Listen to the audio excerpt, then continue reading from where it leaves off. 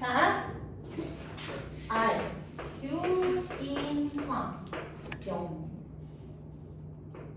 아, 카카. 여기까지가 원자 번호 20번이죠. 1, 2, 3, 4, 5, 6, 7, 8, 9, 10, 11, 12, 13, 14, 15 이렇게 해서. 그런데 쌤 17초만 BR, R까지 기억하라고 했습니다. 5주기까지.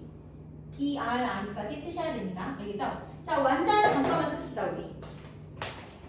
어디냐면, 그거 주기율표에다 쓰셨으면 완자 어디로 가냐? 실제 주기율표를 보도록 하죠. 65초. 뭐야, 벌써 6시간 먹었네? 하나네. 됐나요? 65쪽을 펴주세요.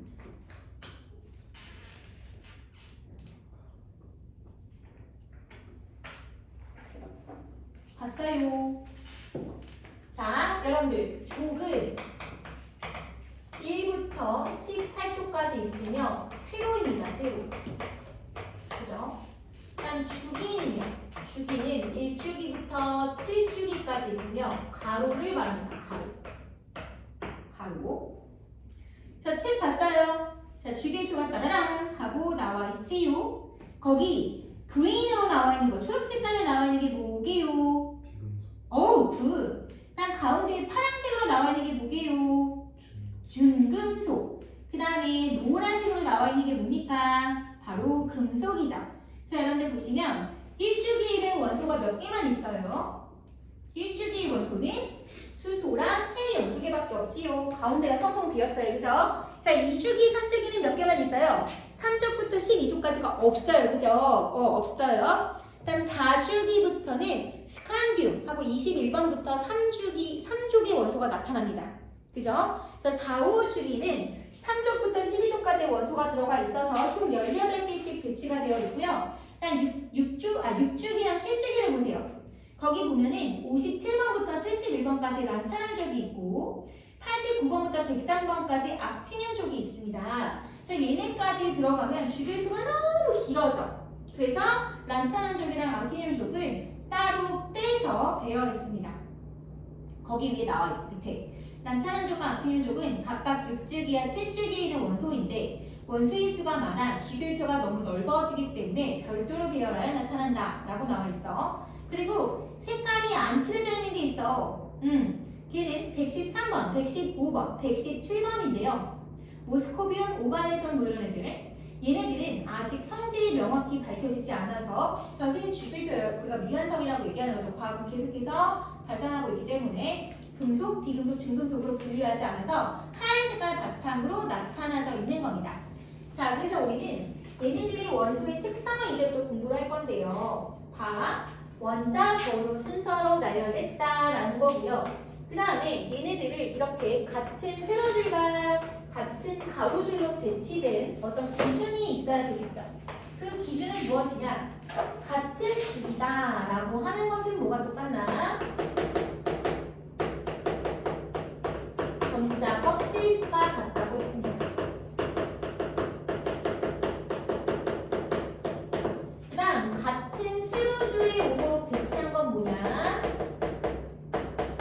바로 화학적 성질이 비슷하기 때문에 우리가 화학적 성질이 비슷하다가 아니라 동일하다라고 하면 안 돼. 동일한 거는 완전히 같은 원소일 때 동일하다고 하는 거고 비슷하다고 하는 건 공통의 성질이 몇 가지가 있다 뭐 이런 뜻입니다. 그러면 이제 우리가 전자기차할 때 얘기할 거지만 화학적 성질이 비슷한 이유는 원자과 전자수가 동일하기 때문이에요.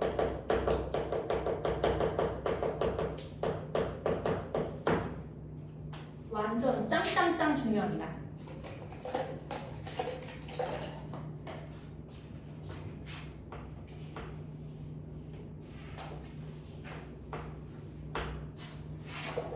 원자과 전자수가 동일하기 때문에 됐지요? 자, 예를 해보시면 같은 세로집에 배치한 얘랑 원자과가 동일해. 얘도 또 이렇게 하다 보니까 또 얘랑 동일해. 또 얘도 동일해. 이런 식으로 얘 이런 식으로 동일한 아이를 같은 세로줄에 오도록 배치를 한 거고 순서는 원자 번호 순서라는 거. 제일 중요하죠. 원자 번호 순서.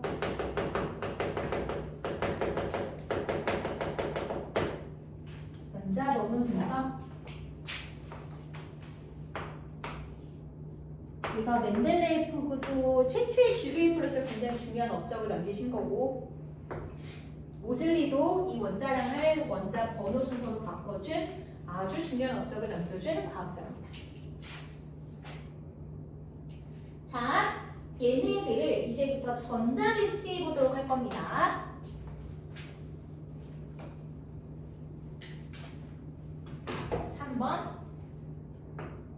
바닥 상태와 불펜 상태.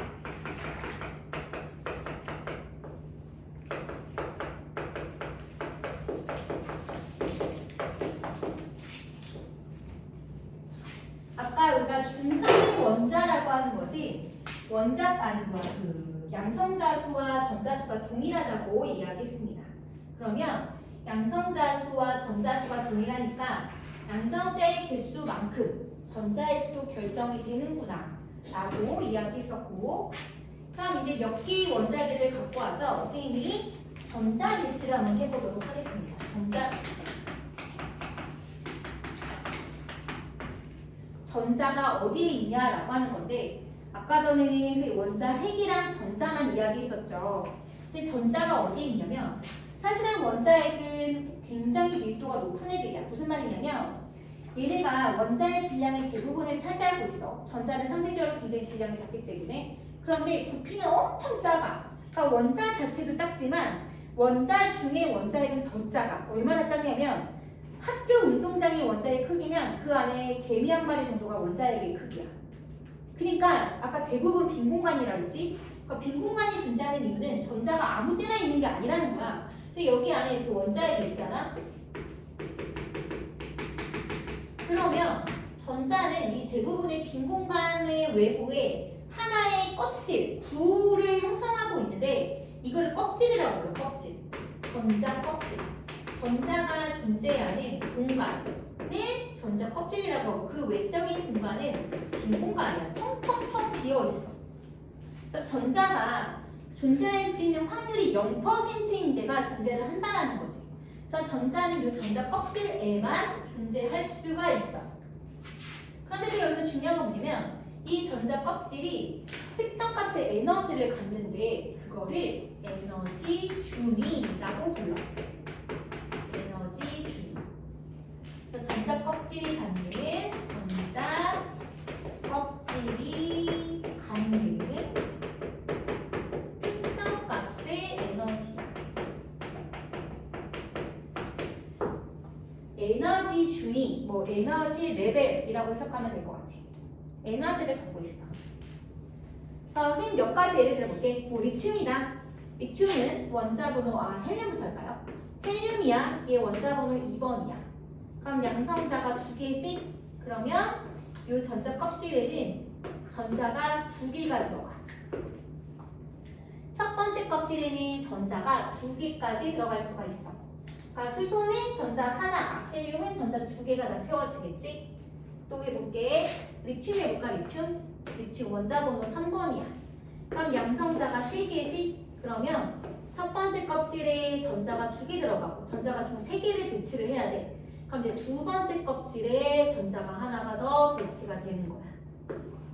얘를 첫 번째 껍질, 얘를 두 번째 껍질이라고 불러. 그래서 이 부분은 빈 공간이다 라고 생각하면 되겠죠. 또 해볼까요? 산소 해볼게요. 원자 번호 8번 산소입니다. 그럼 얘는 이제 양성자가 8개가 되는 거고 첫 번째 껍질에 전자 2개 들어가고 두 번째 껍질에 6개가 들어가요. 6개 1, 2, 3, 4, 5, 6 이렇게 들어가죠. 자, 염소 한번 해볼까요? 염소 17번입니다. 화면이 얘는 원자 번호 17번이기 때문에 첫 번째 껍질에 전자 2개 들어가고요. 두 번째 껍질에 전자가 최대 8개 들어갑니다. 1, 2, 3, 4, 5, 6, 7, 8. 전자를 그릴 때는 최대 멀리 떨어지게 그려야 돼요. 그래서 동서남북 그리시고 그 사이사이에 채워서 8개를 완성해주면 됩니다. 그럼 세 번째 껍질로 넘어가죠. 7개 채워주면 되겠죠. 1, 2, 3, 4, 5, 6, 7입니다.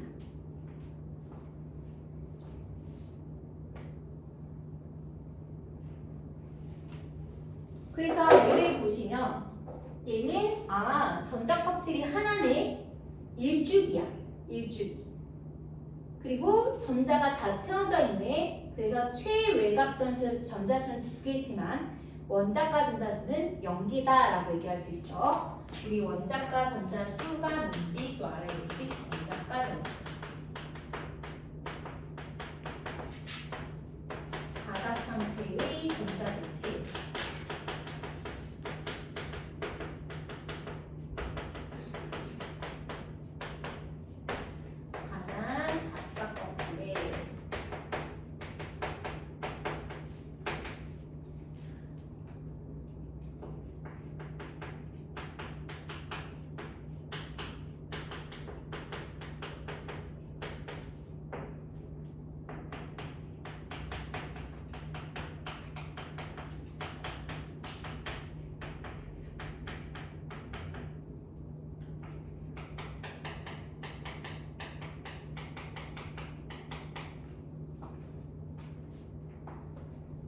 우리가 화학 결합을 한다라고 얘기를 하는데 보통은 요 18쪽의 원소, 우리 원소들에 대해서 조사한다고 했잖아.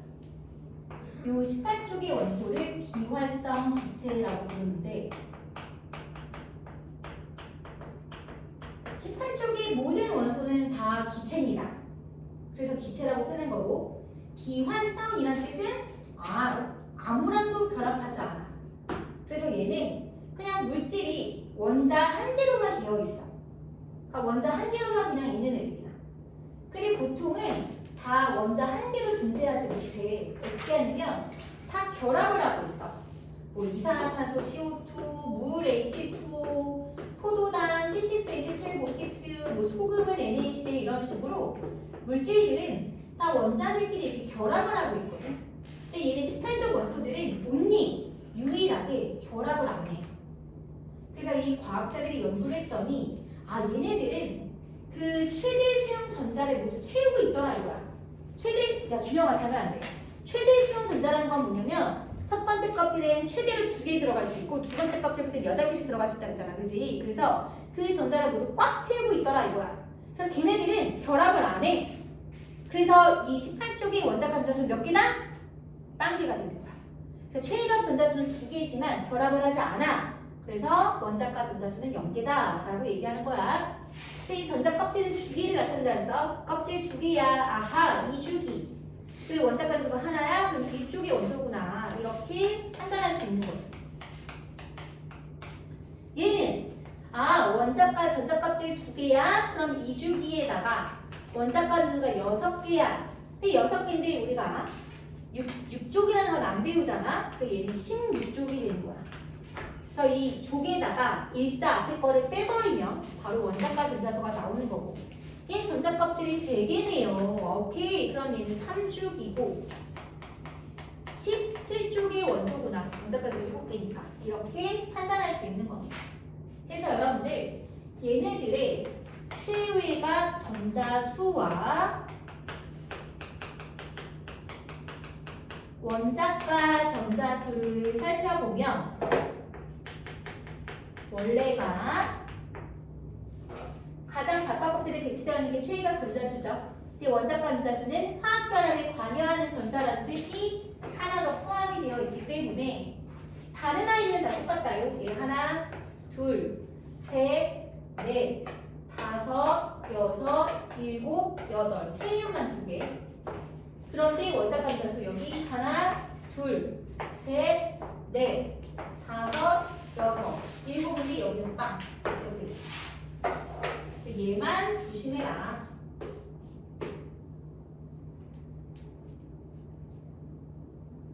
자, 우리가 바닥 상태의 전자 배치다 라고 하는 것이 가장 첫 번째 껍질부터 배치가 되고 그 다음 첫 번째 껍질을 다 채우고 난 다음에 두 번째 껍질로 전자를 배치하는 것을 바닥 상태의 전자 배치 또는 가장 안정한 상태의 전자 배치라고 얘기를 합니다. 예를 들어서 헬륨이야 얘가. 헬륨인데 이 양성자 두 개야. 그럼 전자 두 개를 배치할 건데 첫 번째 껍질을 이렇게 하고 이렇게 했어. 이거 불가능이 가능이 준서야. 이거 불가능이야 가능이야? 가능이야. 가능인데 이건 들뜬 상태라고 얘기하는 거지. 왜? 바닥 상태가 되면 이 전자가 어디 있어야 돼? 여기 있어야 되겠지. 얘는 에너지 흡수해서 이 위로 올라가 버렸으니까 들뜬 상태라고 얘기를 하는 거야. 알겠어요? 너무 필기할 시간을 제가 안 드렸나요? 좀 하시죠.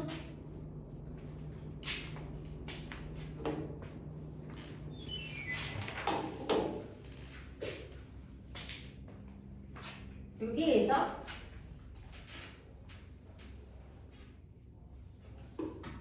요 에너지 중이라는 말을 쓸 때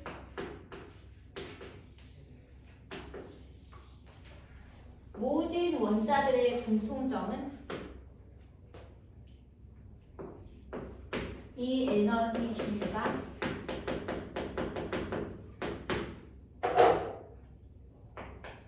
불연속적이다. 핵에서 멀어질수록 커진다.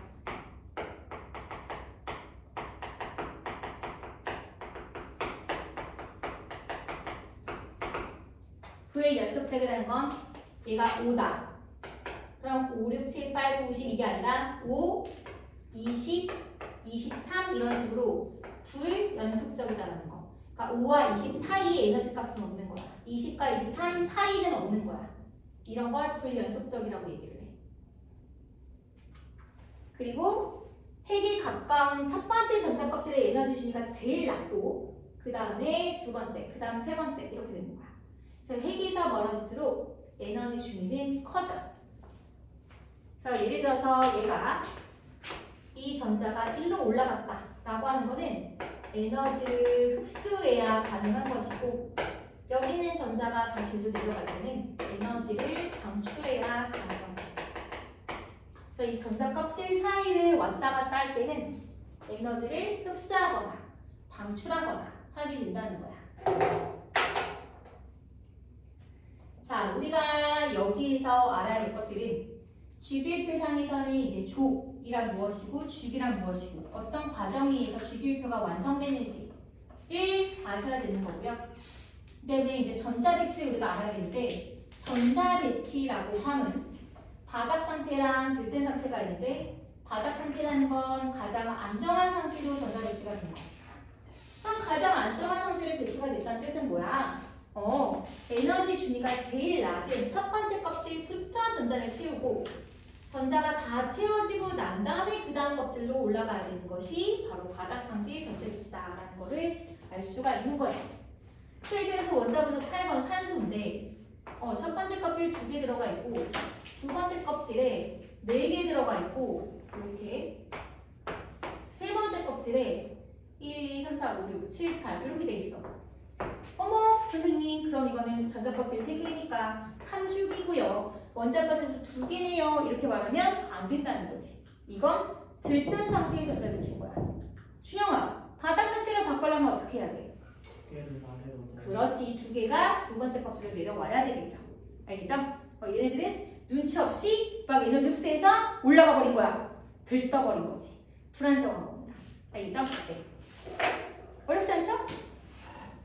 이렇게 보시면 됩니다. 자, 우리가 그냥 뭐 전자 배치했다라고 하면 그냥 안전 상태의 전자 배치라고 생각하시면 돼요. 바닥 상태. 가끔 가다가 들뜬 상태가 문제에 나오기도 하죠. 그래서 그거를 예의주시해서 전자 배치의 모습을 봤을 때 각각 첫 번째 껍질과 두 번째 껍질에 2개, 8개가 잘 채워져 있는지 이렇게 슬쩍 보면서 하시면 됩니다.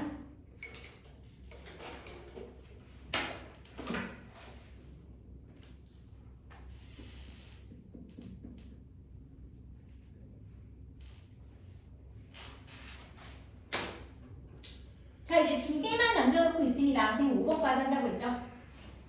3번 전자기체했고요. 이제 4번, 5번. 우리 프리통합과학 할 때는 요거를 2시간에 걸쳐서 나갔었어요. 근데 원래 이게 1시간에 다 하는 내용입니다. 1주차에 대한 내용. 그래서 이제 요번 4번은 여러분 여기 다 쓰셨나요? 아직? 아직 써야 돼? 기다릴게. 천천히 하세요.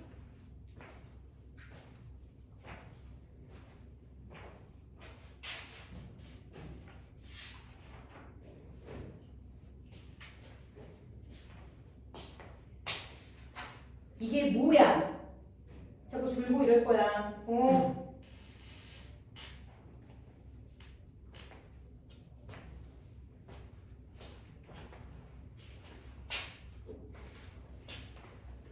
쌤 중간에 원래 쉬는 시간 주려고 했는데 그냥 쭉 연속적으로 하고 물지 하기 전에 쉬는 시간 조금 길게 줄게요. 최대한 빨리 끝내주고 좀 쉬세요. 아직 생각은 안 하나요, 그럼?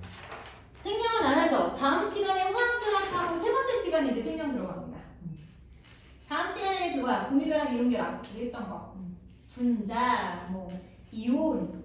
그래서 우리 프리통합 때는 이온 한 판 외웠죠. 그걸 했으니까 이제 조금 더 이온결합이 조금 쉬워질 겁니다. 이온 화학 방식이요? 그때 한 판 외웠잖아. 이게 공책 하나로 다 외웠잖아, 그지? 저 그때 다 못 써서 못 했는데. 아, 그랬구나. 지금 다시 외우면 되시면. 너무 졸려 준서야? 아닙니다. 방학하셨어요? 아직 안 했어요? 크리스마스 때 뭐 했어? 교회 갔나?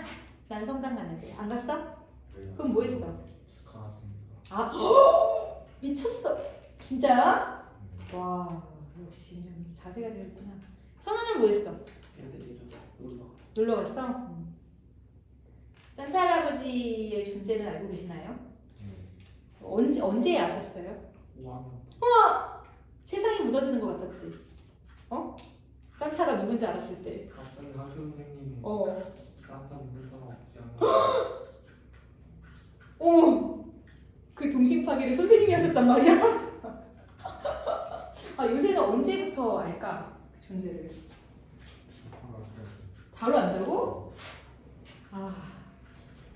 나는 쌤이 아직도 생생하게 기억난다면서 세상이 무너진 줄 알았어. 너무 배신감을 느껴가지고 진짜 어떻게 그걸 다 같이 짜고 뻥을 칠 수 있지? 약간 그 생각에 너무 화가 나서 엄마가 양말에다가 귤 집어넣는 걸 내가 봐버렸어, 새벽에. 와, 얼마나 그때 진짜 그 충격이 이루 말할 수가 없는 거야. 뭐야, 가짜였어 막 이러면서 진짜 소름 끼고 자고 있었는데. 갔다 와요.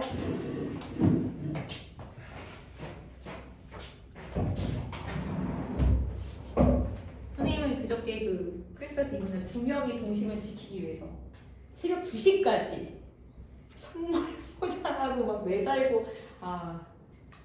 선생님 목표는 몇 살이라고? 12살? 12살 때까지 그 동심 파괴를 안 하는 걸로 목표를 삼아야겠다고.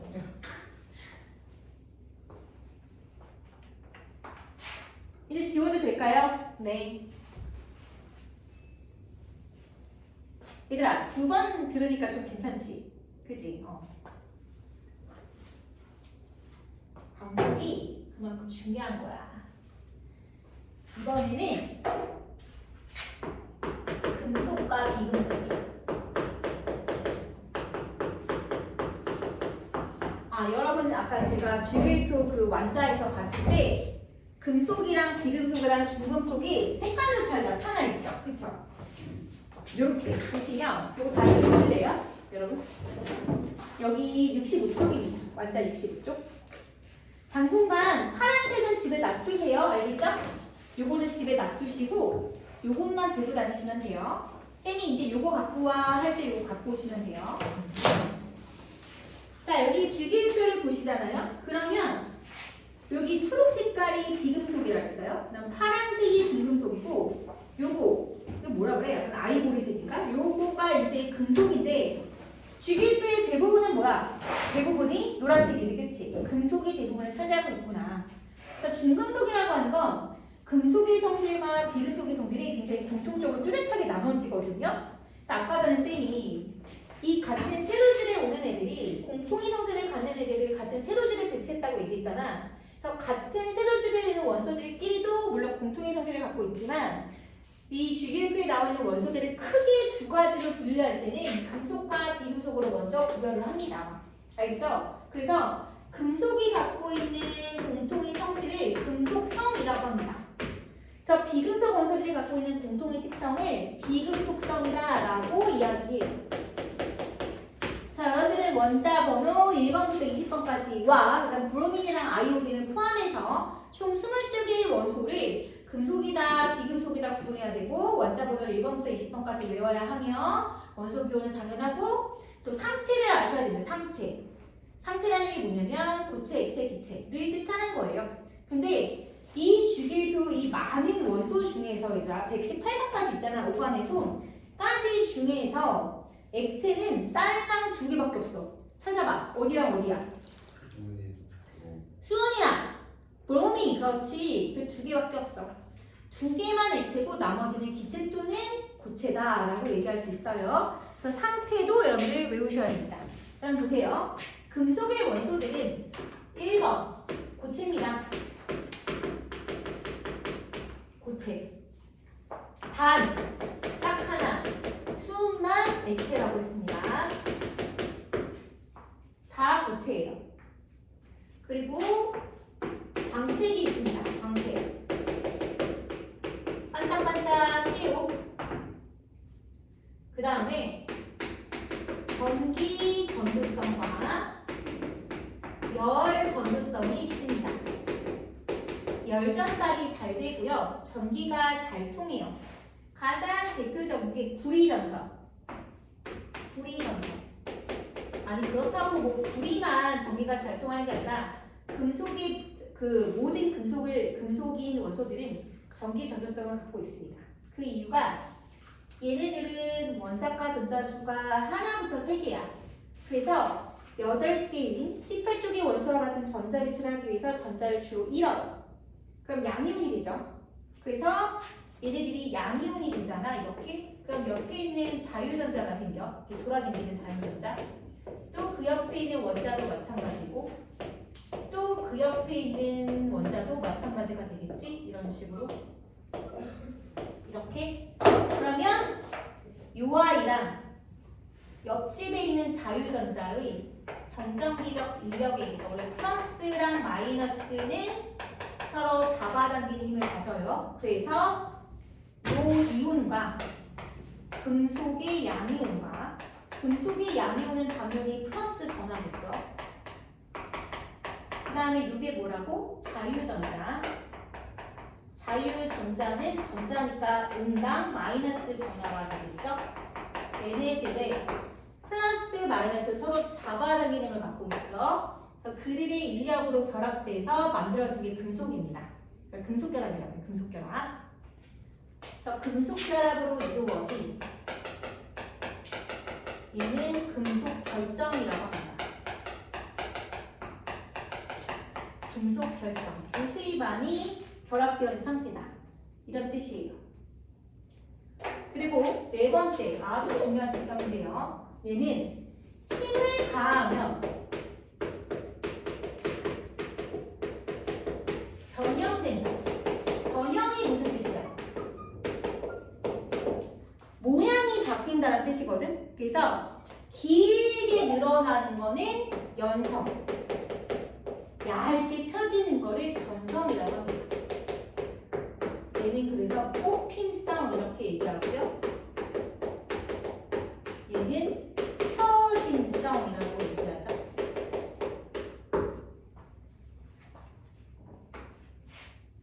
그래서 구리 같은 거 진짜 연성이 장난 아니에요. 쭉 길게 늘려요. 그래서 전선으로 많이 사용을 하는 거죠.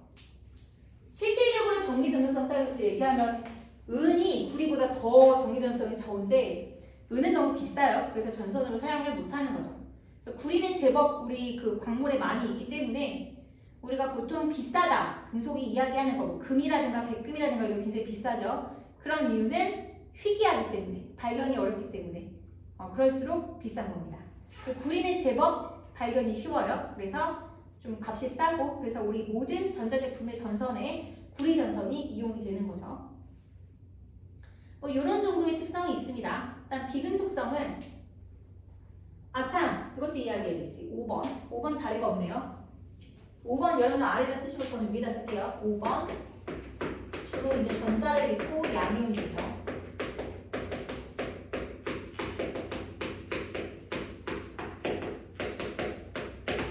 원자과 전자수가 주로 3개.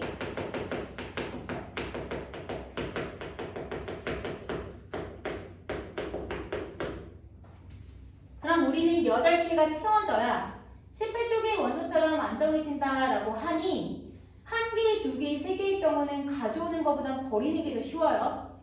에너지를 덜 쓴다는 뜻이에요. 그래서 주로 이제 양이온이 되는 편입니다.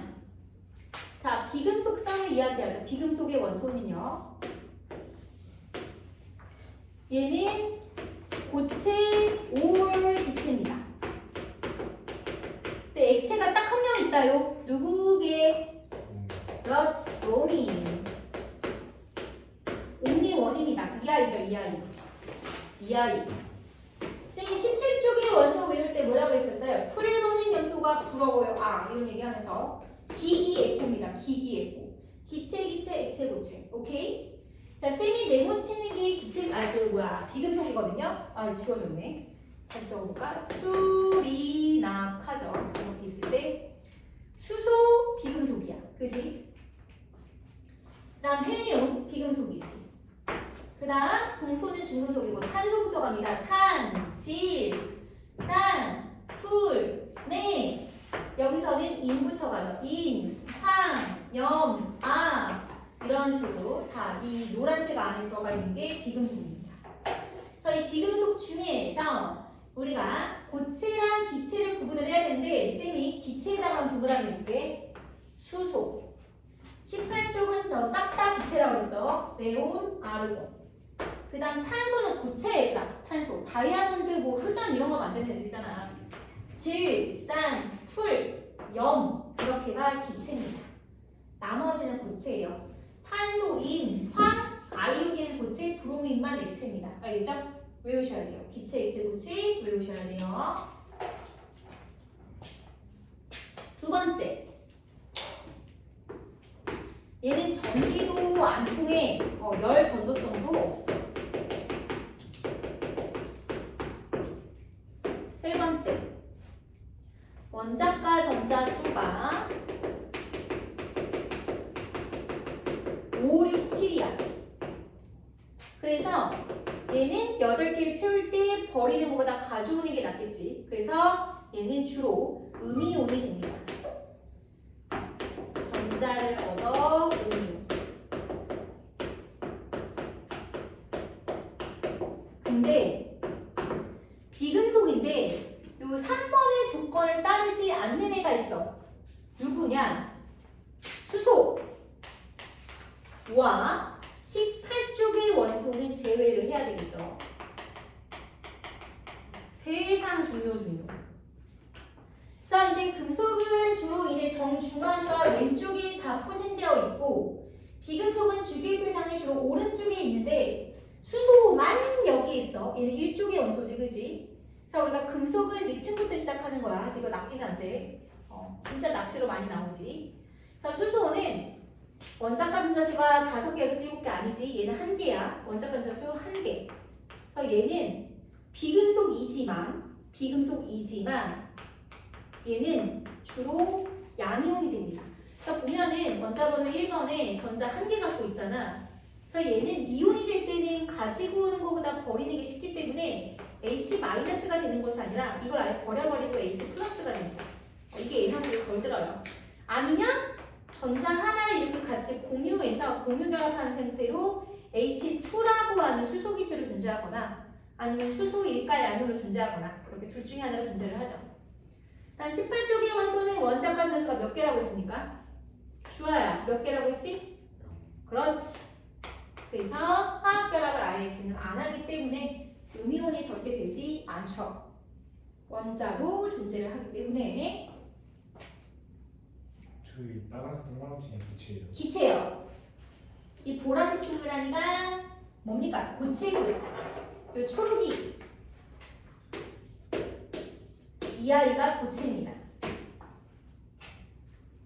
그치? 뭔가 소로 끝나는 게 기체 아니다. 탄소도 소로 끝나지? 야, 그러면 안 되겠다. 그냥 해요. 근데 보통은 륨충슘 이렇게 끝나는 게 금속이고 소로 끝나는 게 비금속이야. 헬륨은 비금속이지. 그치? 자, 그럼 금속과 비금속의 그 특징을 아주 잘 공부하셔야 됩니다. 자, 비금속에서는 항상 수소랑 18쪽의 원소가 뭔가 그 저기야 그 뭐지 예외다라는 거는 꼭 기억을 하셔야 되고 특히 전기 대도성이 없다라고 했는데 여기서 흑연은 예외입니다. 흑연은 예외. 흑연이라고 하는 화학식은 그냥 C예요. C가 뭐니? 탄소지. 탄소 원자가 무수히많이 얘는 공유결합되어 있는 그런 물질인데 이 물질의 구조 특성상 다이아몬드도 그냥 화학식이 C고 흑연도 C야.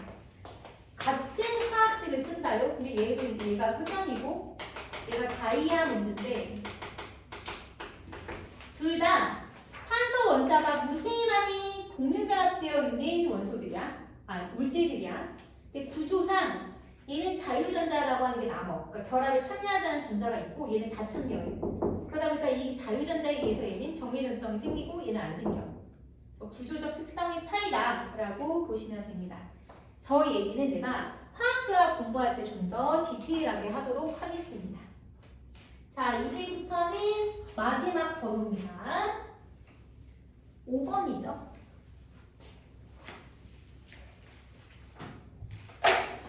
우리 아까 같은 쪽의 원소들끼리는 공통의 화학적 성질을 갖는다라고 했습니다. 같은 쪽이면 원자과 전자수가 동일하다라고 했었고요.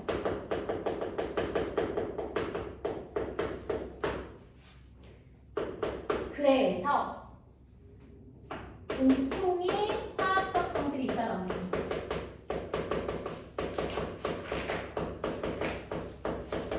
이걸 화학적 성질이 비슷하다라고 표현합니다. 화학적 성질이 비슷하다.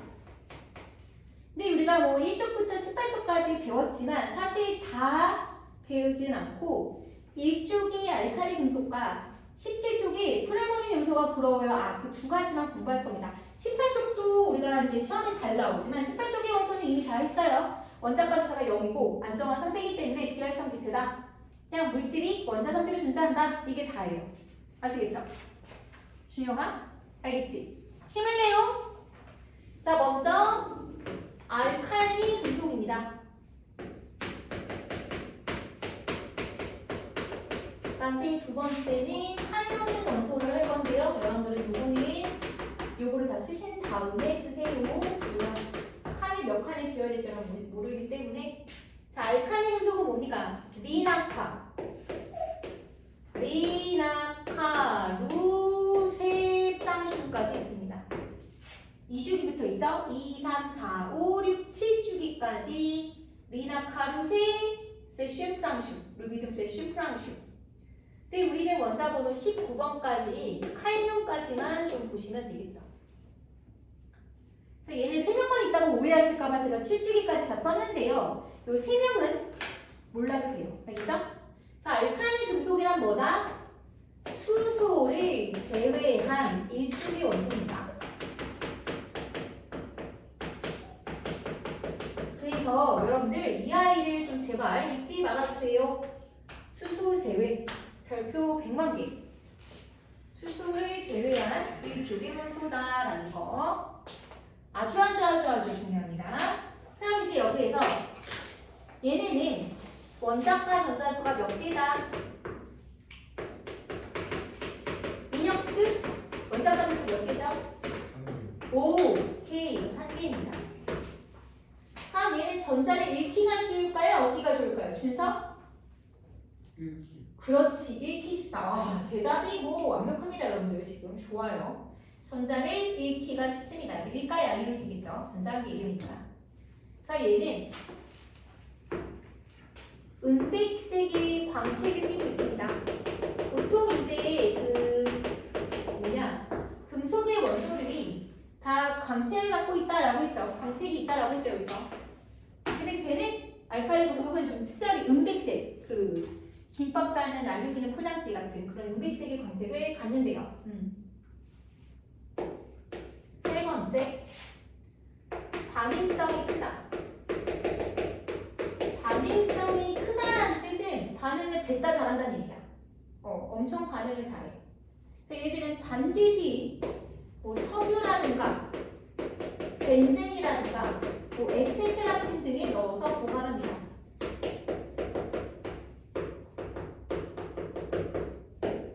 왜냐? 특히 반응을 잘하지만 누구랑 반응을 잘하냐? 물과 산소랑 반응을 잘합니다. 물과 산소. 물이랑 산소랑 반응한다는 게 아니라 알칼리 금속이 물과도 반응 잘하고 산소랑도 반응을 잘한다 이런 얘기야, 얘들아. 자, 먼저 물과 반응한다라고 하는 거를 좀 보도록 하겠습니다. 조금 선생님이 구체적으로 이야기할 거예요. 물입니다, 물. 저는 과학 공부를 1도 안 했어요 라고 하는 사람들도 물의 분자식이 뭐야? 라고 하면 얼추 알아. 뭔데? 물의 화학식이 뭐야? 에이, 우리는 좀 알아야지. 뭐야, 물의 화학식? H2O잖아, H2O. 준서야, 준영아, 선우야, 알지? H2O. 준서 알지? 그럼요. 대답을 안 할 뿐인 거죠. 그죠? 약간 쑥스러우니까. 근데 이제 얘들아, 물이 있잖아. 어떤 특성을 갖고 있냐면, 물이, 우리 다음 시간에 공유도록 할 거지만, 요 산소 원자에다가 수소 원자가 이렇게 결합되어 있다? 근데 지금은 수소는 전자가 하나만 있어. 그치? 근데 안정해지려면 두 개여야 안정해지는 거야. 근데 수소는 산소는 첫 번째 껍질에 전자가 이렇게 있고, 그치? 이렇게 있고, 나머지 6개가 여기 있는 거. 하나, 둘, 셋, 넷, 다섯, 여섯 이렇게 있는 거야.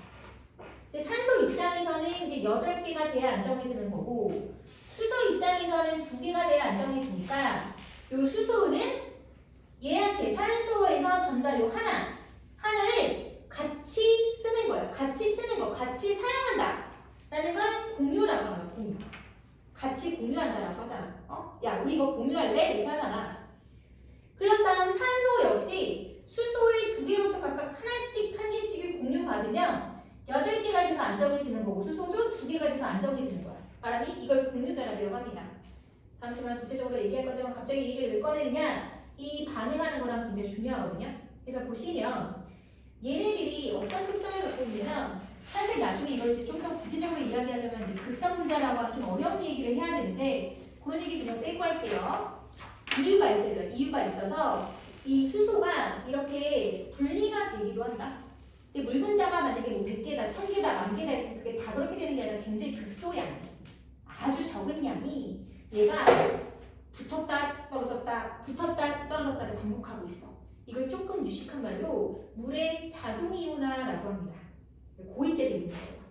자, 보시면 얘가 뚝 떨궈져서 나오는데 신기한 거는 이 자기의 전자를 갖고 나오는 게 아니라 이온 상태로 나오는 거야. 그럼 얘는 전자가 하나 있는데 전자 2번 나오면 뭐가 되니? 양성자 하나에 원래 전자 하나 있었는데 요거 하나 띄고 나오는 거야. 그럼 양성자 하나는 남는 거잖아. 민혁아 이해됐어? 그게 H 플러스야. 그럼 얘네 두 명은 뭐야? OH지, OH. OH인데 전자 하나가 얘네보다 더 있는 거잖아, 그치? 얘가 두고 나왔으니까. 그래서 이 아이는 뭐다? OH-라고 하는 수산화 이온이라고 해. 수산화 이온. 이 아이는 수소 이온이라고 합니다. 그래서 물이라고 하는 거 특성이 지네들끼리 이렇게 분자를 하고 있지만 아주 극소량이 띄었다 붙었다 띄었다 붙었다를 반복하고 있어. 그 이유는 화학을 더 좀 구체적으로 여러분들 알아야 설명할 수 있어. 근데 궁금하면 얘기해 줄게. 그럼 개별적으로 질문해. 자, 그러면 대부분은 이렇게 분자 형태로 되어 있지만 아주 극히 일부가 이렇게 존재를 하고 있는 거야. 몇 개는. 알았어? 그럼 여기에서 내가 리나카주 중에 한 명을 넣었어. 나트륨 넣을게, 나트륨. 쌤이 프리통 할 때 그 얘기 있었지? 욕조에 물 받아놓고 나트륨 한 이 정도 크기 던져버리면 어떻게 된다 그랬어? 화장실 폭발해버린다 그랬지, 그치? 실제로 하면 안 돼. 할 수가 없어. 왜냐면 나트륨을 여러분들이 그만큼 구할 수가 없습니다. 학교에서 실험하실 때 나트륨 요만한 거 갖고요, 요만한 거. 요만한 거. 손톱 반 크기만한 거. 그때도 막 이렇게 막 격렬하게 반응을 하거든요. 자, 보시면 나트륨은 이제 고체예요, 고체. 고체죠. 집어넣어요. 그럼 나트륨은 원자 분수가 몇 개야, 준서야? 써져 있잖아. 몇 개니? 한 개지. 일종의 원소니까 하나일 거 아니야. 그지? 그럼 한 개니까 전자를 어떻게 한다고? 하나를 잃어. 그럼 뭐가 돼? 1가 양이온이 돼. 그래서 나트륨을 물에 집어넣으면 전자를 잃으면서 막 녹아. 그 나트륨이 없어져. 녹는 거야. 그 녹는 거는 하늘로 날아가는 게 아니라 이온이 되는 거야. 그치? 그러면 이제 여기서 이온이 될 때 전자가 뿅뿅 나올 거 아니냐. 그치? 그 전자가 이렇게 나와. 그럼 얘가 이 전자를 낼름 받아. 낼름 받으면 뭐가 돼? H2라고 하는 수소기체가 되는 거야. 그래서 나트륨을 물에 넣잖아? 그 수소기체가 발생을 하는 거야. 오케이? 그러면 얘네 둘은 얘랑 얘랑은 짝꿍이잖아. 그치? 그래서 붙였다 떨어졌다 붙었다 떨어졌다 하는데 붙으려고 그랬더니 짝꿍이 날아가 버렸어. 그래서 얘는 외톨이가 되는 거야. 알겠어? 자, 물속에 수산화 이온이 있는 경우를 우리 뭐라고 한다? 염기성이라고 한다. 염기성. 물속에 H 플러스가 짝지를 잃고 지 혼자 남아있을 때는 산성이라고 합니다. 산성. 레몬 이런 게 산성이잖아요. 식초 이런 게 산성 물질이거든요. 근데 물속에서 짝지를 잃고 요 OH-라고 하는 수산화 이온이 있는 경우를 염기성이다 라고 얘기를 해요. 그럼 염기성인지 아닌지 어떻게 알아? 알아 몰라 니네? 모르지? 그럼 어떻게 해야 돼? 확인할 수 있는 지시약을 써야 돼. 그 염기성 용액을 확인하는 지시약이 테놀프탈린 용액이라는 거야. 그 용액은 평상시에는 물처럼 투명해. 그런데 염기성 물질과 만나게 되면 빨갛게 변해. 오케이? 그래서 테놀프탈린 용액을 떨어뜨려 보는 거야. 실제로. 그럼 어떻게 돼? 빨갛게 변해. 오케이? 자, 알칼리 금속의 공통의 특성은 물과 반응했을 때 수소기체가 발생하고 그 수용액은 염기성이 됩니다. 이해됐어요? 자, 다시 알칼리 금속은 어떻다고? 물과 반응하면 첫 번째 수소기체가 발생한다. 두 번째 그 수용액은 염기성이 된다. 알겠어? 다시 한번 얘기해볼까? 알칼리 금속이 물과 반응하면 첫 번째 수소기체가 발생한다. 말로 한번 해볼까요? 수소기체가 발생한다. 두 번째 그 수용액은 염기성이 된다. 뭐라고요? 그 수용액은 염기성이 된다. 준영이. 네. 첫 번째는 뭐라고요? 수소기체가 발생한다. 두 번째가 뭐라고요? 염기성이 된다. 그 물은 염기성이 된다. 그 이유가 바로 이겁니다. 알겠죠? 막상 외우려고 하기 전에 이런 원리를 한 번쯤은 여러분이 생각해 보시는 것이 좋습니다. 그 다음 그럼 산소랑 반응하는 건 어떻게 되냐? 얘네들은 산소랑 반응할 때 이렇게 놓고서는 이 번쩍번쩍 빛날 거 아니야, 그치? 그래서 칼로 쓱 잘라요. 칼로 이렇게 잘라요. 그럼 자르면 칼로 잘릴 만큼 물러요. 참 희한하지? 얘가 금속이고 고체인데 우리가 철을 그냥 그 과일 깎는 칼로 잘랐다고 생각해요. 썰리니? 그냥 그래. 안 되지? 상상을 해봐. 되겠어 안 되겠어? 잘 안 될 거 아니야? 근데 이 알칼리 금속은 되게 물러. 칼로 쓱쓱쓱 잘려. 그래서 그 단면이 어떠냐? 단면이 번쩍번쩍 광택을 껴. 광택이 있다가 금방 광택이 사라져. 왜? 이 공기 중에는 또 반응성이 몹시 큰 산소라는 기체가 있어. 그래서 나트륨이라는 금속이 고체와 산소라는 기체가 만나면 이 롤이 어떤 일이 발생하느냐? 얘는 선우야, 원자간 요소가 몇 개? 한 개. 잘했어. 준영아, 산소는 원자간 요소 몇 개? 다시 한번 말해줄래? 6개. 그렇지, 잘했어. 그러니까 얘는 원자간 요소가 한 개고 얘는 6개다요. 그럼 얘는 전자를 잃어요, 얻어요, 주어야? 이런 그럼 뭐가 돼요? 6개. 그럼 전자를 잃어요? 얻어요? 얻어요. 얻어요. 그럼 뭐가 돼요? 이과. 옳지. 오, 너무 잘했어. 너무 잘했어. 아, 여러분들 질문의 대답이 굉장히 아주 좋아졌습니다. 그래서 얘는 양이온이 되고 얘는 음이온이 됐네. 얘는 전자를 줘야 편하고 얘는 받아야 편해. 야, 네가 가져. 그래, 고마워. 이렇게 하는 거야. 근데 나는 2개 받아야 되거든? 난 1개밖에 없는데? 그래서 얘가 2명이 옵니다. 그럼 2명이 와서 2개를 주는 거죠, 이렇게. 그래서 Na2가 되는 겁니다. 이온결합 물질. 오케이? 이온결합 물질. 그러면 이 아이랑 이 아이는 같은 물질일까요? 다른 물질일까요? 여러분들, 나트륨이랑 산화나트륨은 같은 물질일까요? 다른 물질일까요? 그 안에 나트륨이 들어갔다고 해서 똑같은 물질을 생각하면 절대 안 돼요. 완전히 다른 물질이에요. 아시겠죠? 그래서 얘랑은 완전 다른 물질이기 때문에 광택이 없어지는 거죠. 얘가 됐기 때문에. 그래서 이거 우리 화학반에서 개수 맞춰야 되는 거 알고 계시죠? 그래서 요거 2개가 되니까 얘는 4개가 돼야 되죠. 이렇게 완성합니다. 그래서 반응성이 크고 칼륨 잔리만큼 모르고 또 4번째 특징은 뭐가 있냐면 4번째 특징으로는 굉장히 밀도가 작은 편입니다.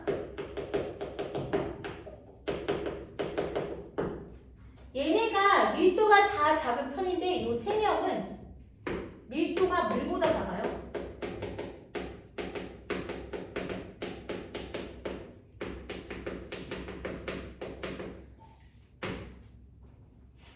그래서 물 위에 떠서 반응합니다.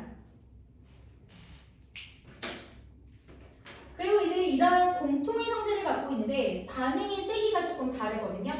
그래서 얘는 원자 번호가 커질수록, 즉 다시 말해서 원자 번호가 커질수록 반응성이 커집니다. 이렇게 내려갈수록 반응성이 커진다.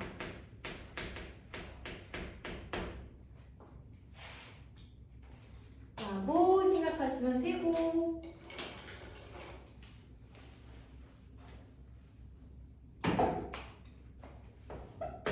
할로젠 원소예요. 할로젠 원소이 FCl, BRI 이렇게 있는데 얘는 17쪽의 원소죠.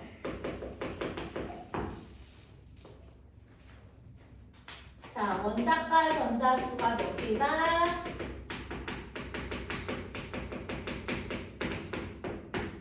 여기 이제 아는 사람? 그렇지, 7개. 그래서 전자 하나가 더 필요한 아이예요. 근데 전자가 하나가 필요하니까 2가지의 방법이 있어. 전자 1개를 얻어. 그럼 이제 일가 음이온이 돼요. 그럼 음이온이 됐을 경우에는 양이온이랑 이제 이온 결합하는 방법이 있고요. 그래서 음이온이 될 경우에는 어떻게 되니? 음이온이 될 경우에는 금속의 양이온과 이온 결합을 할 수 있겠죠. 얘가 전자를 주고 얘가 전자를 받는 거니까. 아니면 분자를 만들어요. 이원자 분자. 여기서 2는 숫자 2로 써주셔도 돼요. 얘는 분자니까 공유 결합입니다. 그래서 얘는 실온에서 F2CL2, Br2I2라고 하는 이원자 분자 문제를 하는데 쌤 F로만 써주면 무슨 말이냐? 첫 번째 전자가 2개 있고 두 번째 7개죠? 하나 부족해요.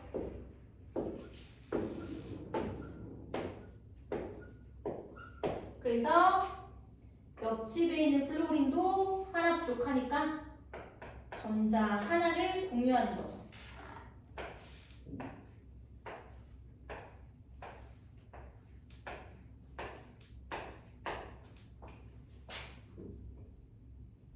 그래서 지금 플로린뿐만 아니라 염소, 브로민, 아이오딘까지도 이렇게 원자과 전자수가 7개이기 때문에 이렇게 전자를 서로 하나씩 공유함으로써 8개의 전자 빛을 이루면서 안정하게 되는 거죠.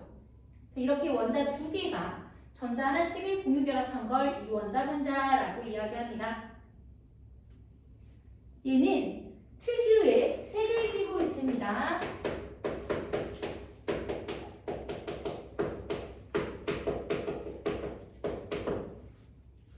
자, 여기다가 적을게요. 얘는 노란색,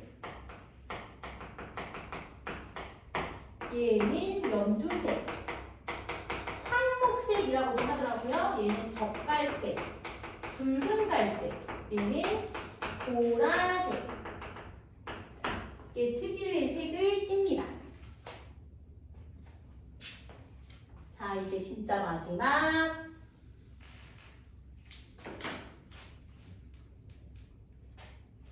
다섯 번째, 반응성이 크다.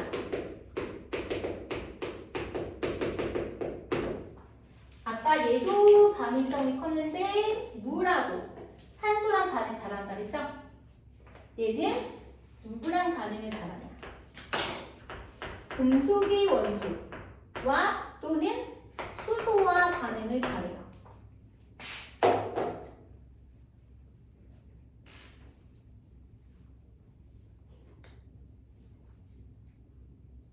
사실 이 금속이라는 것 자체가 금속과의 반응에서는 금속은 주로 이제 전자를 잃고 양이온이 되잖아요.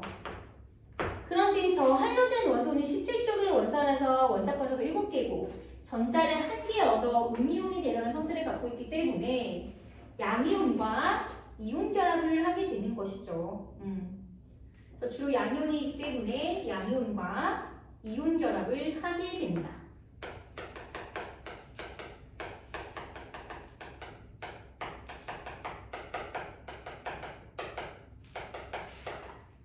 예를 들자면 나트륨이랑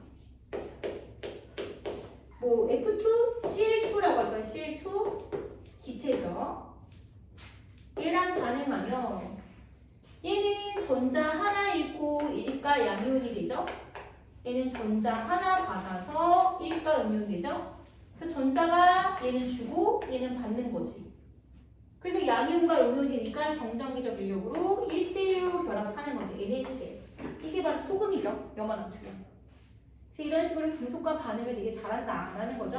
선생님, 네? 근데 나트륨이랑도 크지 않나요? 뭐가 더 커요? 그 반응성이 나트륨이랑도 크지 않아요? 누가? 나트륨이 염소보다 더 크냐고? 아니 저기 5번 5번에서.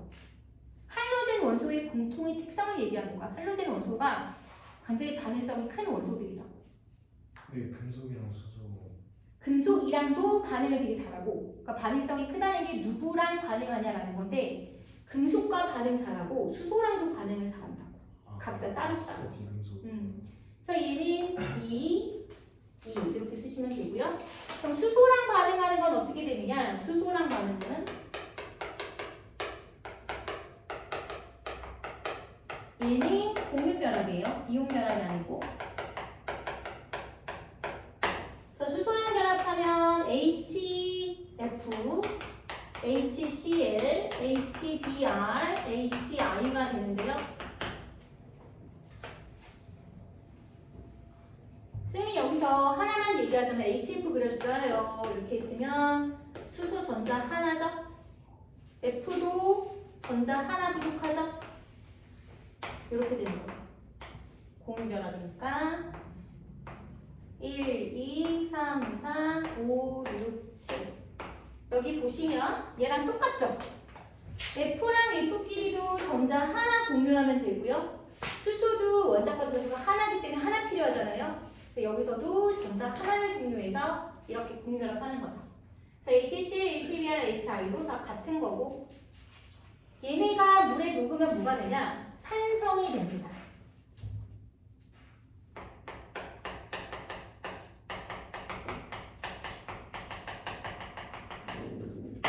아까 여기서는 염기성이 있었죠? 쌤 물속에서 수산화이온이 있으면 염기성이지만 H+가 있으면 산성이라고 했거든요. 그래서 얘를 물에다가 띡 하고 녹이잖아. 그러면 얘가 H 플러스와 F 마이너스가 되기 때문에 요걸로 인해서 산성이 된다라고 얘기할 수 있습니다. 자, 여기까지가 끝이에요. 시간이 초반에 걸렸어요.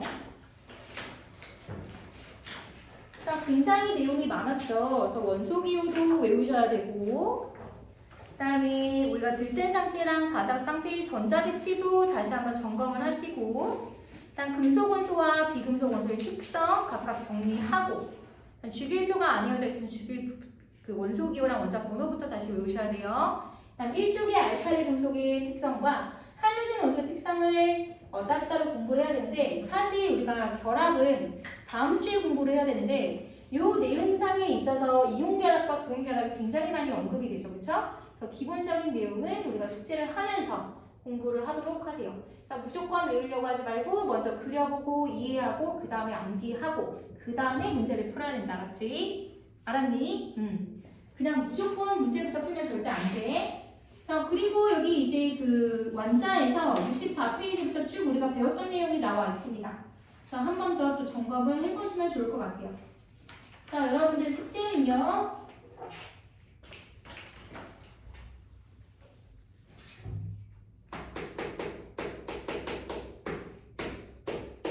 쌤이 오늘 이렇게 촬영한 내용을 단톡방을 만들어서 매주차 계속 올릴 겁니다. 그래서 결석장만 보는 것이 아니라 여러분들 평상시에 공부하다가 갑자기 이해가 안 되거나 필기가 좀 뭐 졸아가지고 놓쳤다거나 하는 건 영상 보면서 다시 한번 리뷰하시도록 하고, 제가 숙제도 맨날 올려드릴게요. 나랑 카톡 연동 안 된 사람 없지요? 67부터 완자 원입니다. 완자 원. 어디까지냐면 75쪽까지. 모르는 문제는 그냥 기어갖고 오고 찍거나 절대로 그렇게 하지 마세요. 그 다음에 문제인 일강 전체 하시면 될 것 같아요.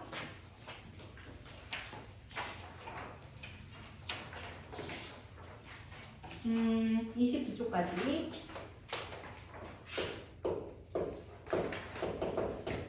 자, 이제부터는 여러분 실전마다 제대로 공부하시고 문제 제대로 풀어보세요. 이제 고1이에요, 여러분들.